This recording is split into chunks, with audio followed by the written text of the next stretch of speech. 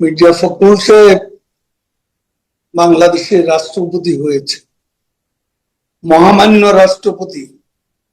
তিনি যখন বিএনপির সেক্রেটারি জেনারেল, আমি তাকে জিজ্ঞেস করেছিলাম, প্রশ্ন করেছিলাম, এই হত্যাকাণ্ডের সঙ্গে যদি জিয়াউর রহমান জড়িত না হয়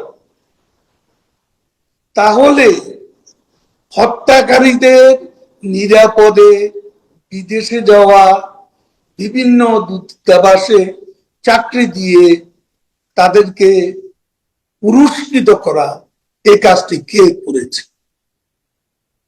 আমি জিজ্ঞেস করেছিলাম যে আপনি নিরপরাধ বলে দাবি করছেন আপনার নেতা,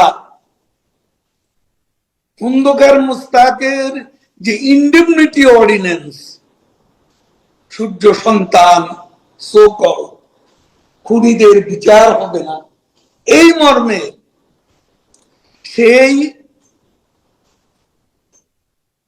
সেই অর্ডিন্যান্সকে সংসদের রাবার স্ট্যাম্প পার্লামেন্টে আইন করে স্বীকৃতি দেওয়া হয়েছিল এবং ইন্ডেমনিটি দেওয়া হয়েছিল, মুক্তি দেওয়া হয়েছিল।